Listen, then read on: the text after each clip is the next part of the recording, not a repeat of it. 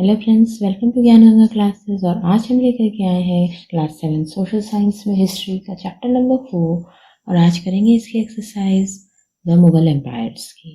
पहले हम इसमें जानेंगे कि हमने रिवाइज करेंगे कि हमने कल क्या क्या पढ़ा था, क्योंकि मैंने इसकी फुल चैप्टर की वीडियो कल चैनल पे डाली थी, in which we learn all the topics and discuss everything in detail. अगर आपने वो वाली वीडियो नहीं देखी है तो मेक श्योर आप हमारे लिंक डिस्क्रिप्शन में है, उसमें जाकर के आप क्लिक करके वो वीडियो कभी भी देख सकते हैं। और अगर आपने हमारे चैनल को सब्सक्राइब नहीं किया है और बेल आइकन नहीं दबाया है तो please hit the subscribe button and the bell icon to never miss any video update. चलिए शुरू करते हैं। हम करेंगे रिवीजन और साथ में करेंगे इसकी एक्सरसाइज यानी क्वेश्चन आंसर्स। तो सबसे पहले हमने पढ़ा था कि मुगल एम्पायर क्या है। इट इज़ अ लीनियज यानी जीनियोलॉजी, मतलब history of generation of one family in a sequence. Then हमने पढ़े थे word mansabdar, the individual who holds a mansab meaning a position और a rank. Zat, the rank and salary were determined by the numerical value called zat. Jagir, the mansabdars received their salaries as the revenue assignments called jagirs. Zamindar, the head or the local chieftain. Then Zabt, each province during Mughal was divided into revenue circles with its own schedule of revenue rates, or for the individual crops. This revenue system was called Zabt.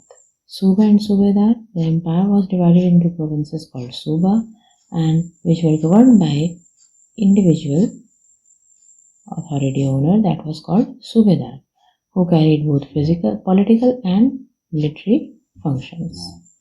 Diwan, the financial officer of Suba was called Diwan.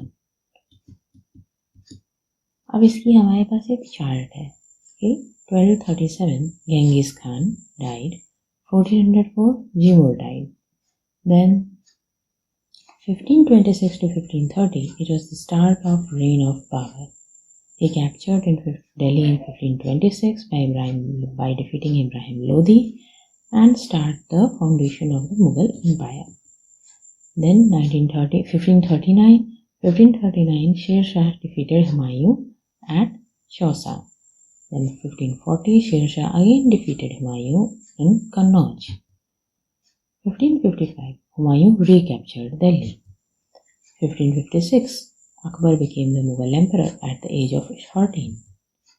1568 Akbar seized Sisodia, capital of Chittor.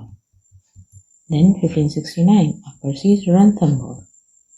1605 to 1627 Jahangir ruled over Delhi as the Mughal emperor. 1627 to 1658 Shah Jahan reigned over Delhi. 1632 Ahmednagar was annexed by Shah Jahan. 1658 to 1707 Aurangzeb reigned over Delhi. 1685 Aurangzeb annexed Bijapur. 1687 Aurangzeb annexed Golconda. And 1698 Aurangzeb campaigned in Delhi, Deccan against the Marathas. So this was the entire Mughal Empire का chart. I hope आपको समझ आए और आपने वो important dates note कर ली होंगी। तो अभी बात करते हैं इसके क्वेश्चन आंसर्स की। How is the trabeate principle of architecture different from the arcuate? Trabeate principle of architecture is different from arcuate principle in the trabeate principle roof, door, window were made up by placing the horizontal beam across two vertical columns. But in the arcuate principle, the weight of superstructure above the door and windows was always carried by arc. What is a shikhara? The highest roof of Hindu temple is called shikhar. Shikhar. What is shikhar? The highest roof of Hindu temple is called shikhar. The Rajeshwara temple at Thanjavur had the tallest shikhar above the temples of its time. Constructing it was not easy because there were no cranes in those days and 90-ton stone on the top of the shikhar was too heavy to lift manually. What is Pitradura? Pitradura is the color hard stones placed in depressions carved into marble or sandstone, creating beautiful or ornate patterns. Behind Emperor Shah Jahan's throne was series of Pitradura inlays that depicted the legendary Greek god Orpheus playing the lute. It was believed that Orpheus' music could calm ferocious beasts until they coexisted with humans peacefully. What were the elements of the Mughal Charbagh garden?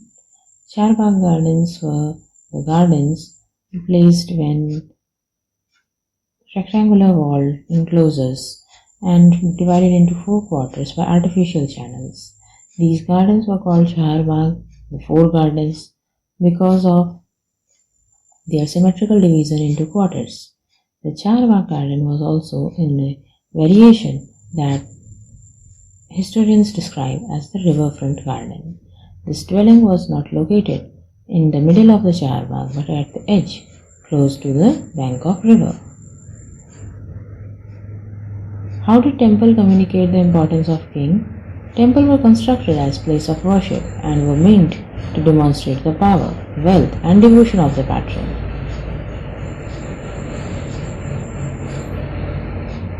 The temples were miniature models of the world ruled by king and his aides.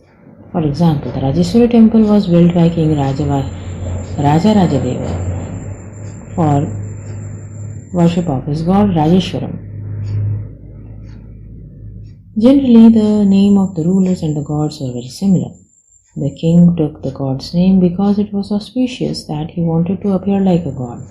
Through the rituals of worship in the temple, one god, Raja Rajadeva, honored another Raja Rajeshwaram. As inscription in Shah Jahan's Diwan-e-Khas in Delhi stated, if there is paradise on earth, it is here, it is here, it is here. How was this image created? During Shah Jahan's reign, the different elements of Mughal architecture were fused together in a grand harmonious synthesis. His reign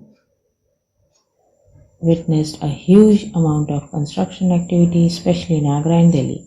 The ceremonial halls of the public and private audience, Diwan-e-Khas and Diwan-e-Aam, were carefully planned. These courts were placed within a large courtyard and were described as Chihal Sutun or 40-pillared halls. The audience halls were specially constructed to resemble a mosque, and the pedestal on which Shah Jahan's throne was placed was frequently described as the Qibla.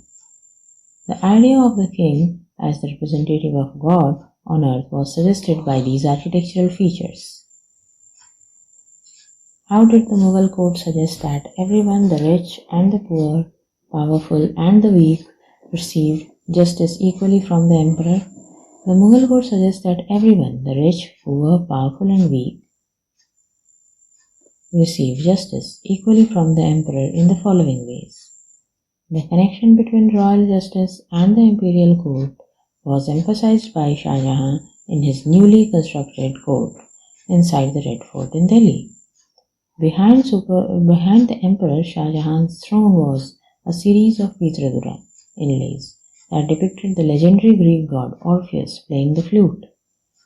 It was believed that Orpheus' music could calm the ferocious beasts until they coexisted there peacefully. The construction of Shah Jahan's audience hall aimed to communicate that the king's justice would treat the high and the low as equals, creating a world where all could live together in harmony. What role did Yamuna play in laying out the new Mughal city at Shahjahanabad? The river Yamuna played a major role in the layout of the new Mughal city at Shahjahanabad. Shah Jahan adapted the riverfront garden in the layout of Taj Mahal, the grandest architectural accomplishment of his reign. Here, the white marble mausoleum was placed on the terrace by the edge of the river, and the garden was to its south. Shah Jahan developed his architectural form as a means to control the access that nobles had to river. Only the exceptionally favored nobles, like his eldest son Dara Shokh, were given access to the river. All others had to construct their homes in the city away from the river Yamuna. So with this, हमारे अपने इसके chapter के exercise के and पे आ गए. हमने ये पूरा एक्सरसाइज किया, पूरी चीज़ें की, नोट्स कवर किए. आई होप आपको ये सारी चीज़ें अच्छी लगी, समझ आई और आपने भी इसको नोट किए होंगे. तो thank you so much for your time. And आप हमारे चैनल को अगर अभी तक नहीं जुड़े हैं, नहीं सब्सक्राइब किया है, तो प्लीज़ डू सब्सक्राइब, क्योंकि मैं रोज़ कुछ ना कुछ नया सीखने के लिए आते रहते हैं आपके लिए. वो भी फ्री ऑफ कॉस्ट एजुकेशन पहुंचाना मेरा मिशन है. तो उससे जुड़े रहने के लिए please do subscribe, share it with your friends and like this video.